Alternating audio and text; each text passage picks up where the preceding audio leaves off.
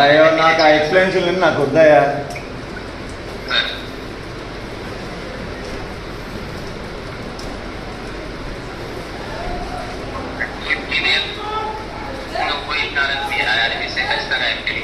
Sorry చెప్తున్నాను.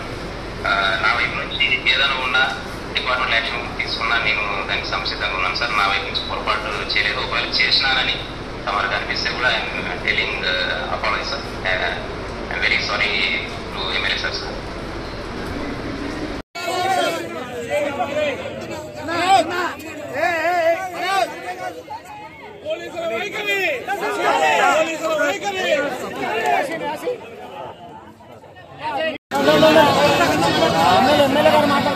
రాజీగాని చెప్పి డబ్బులు మాట్లాడుకుంటే ఎట్లన్నా ఇది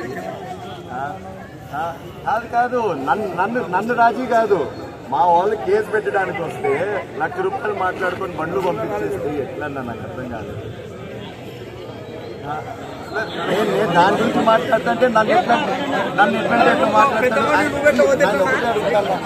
suspending or not, I not bother నా దిగి ఆస్మిస్తాం అంతే. నాకు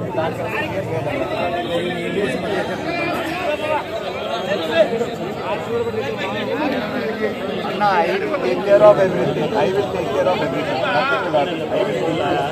You don't have to suspend it. You don't have to put the choice to suspend it.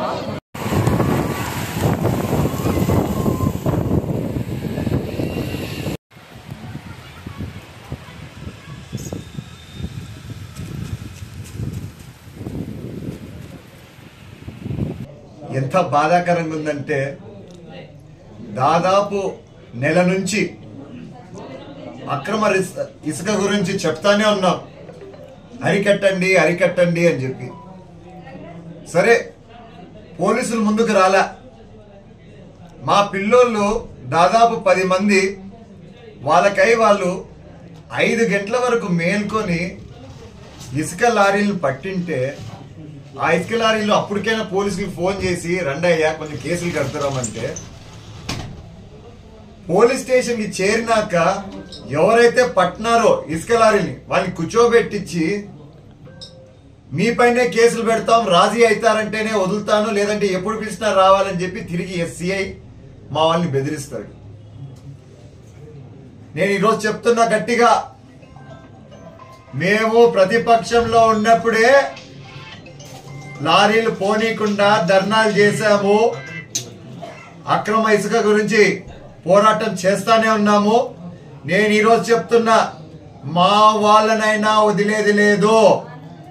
అక్రమంగా ఎవరైనా ఇసుక దోచుకోవాలని చూశారంటే మాత్రం ఖచ్చితంగా మీరు గాని పోలీసులు గాని ఎటువంటి చర్యలు తీసుకోలేదంటే మేమే ఇంకా రోడ్డుకు వస్తాం. మరి కంటిన్యూస్ గా కంప్లైంట్స్ వస్తున్నాయి. మేము స్టేషన్ పోతే దుడుసుగా మాట్లాడతాడు, మేము స్టేషన్ పోతే నానా బూతులు వాడి మమ్మల్ని పిలుస్తా ఉంటాడు. మరి ఈ రోజు నేను ఎప్పుడైతే ఫోన్ చేసి అన్నా కేసు కట్టండి అన్నా, అది అప్పుడైనా భయం ఉంటుంది వాళ్ళకి అని చెప్తే నాపై కూడా నువ్వు ఎవడు నాకు చెప్పేది అన్నట్టుగా తిరుగుబాటు చేసినాడు. మరి ఇప్పుడు నాకే అట్లుంటే, నాతోనే అలా మాట్లాడితే ఒక ఎమ్మెల్యేగా నాకు రోంతన్నా రెస్పెక్ట్ ఉంటుంది కదా, మళ్ళీ నాతోనే అట్లా మాట్లాడితే ఇంకా మళ్ళీ ఖచ్చితంగా మామూలు ప్రజలతో ఎలా మాట్లాడుతున్నారో ఒక్కసారి మీరందరూ ఆలోచించండి. నేను మాత్రం ఈరోజు మళ్ళా చెప్తున్నా, ప్రతి ఒక్కరికి ముఖ్యంగా తాడిపత్రి వాసులకి దయచేసి మీరు అక్రమ ఇసుక మాత్రం తరలించద్దండి. నా నియోజకవర్గంలో మాత్రం నేను ఈ పోరాటం ఆపను, చేస్తూనే ఉంటాను. మరి ఈ సిఐ పైన ఎటువంటి చర్యలు తీసుకుంటారో అధికారులని నేను వేచి చూస్తాను. ఎందుకంటే నేను కంప్లైంట్ చేయక్కర్లా, ఈరోజు జరిగిన విషయం గురించే మీరే చూడండి ఎలా ప్రవర్తించాడో ఆ సిఐ. సో దయచేసి నేను మీ అందరినీ కోరేది ఒక్కటే, అతని పైన చర్యలు తీసుకోండి. కంప్లైంట్స్ ఎన్ని ఉన్నాయంటే అన్ని ఉన్నాయి, అయినా కూడా మీరు చర్యలు తీసుకోలేదంటే మాత్రం నిజంగా అన్యాయం జరిగినట్టుంటుంది. ఇసుక మాఫియా మాత్రం మానాల్సిండేదే, నేనైతే ఒప్పుకోను.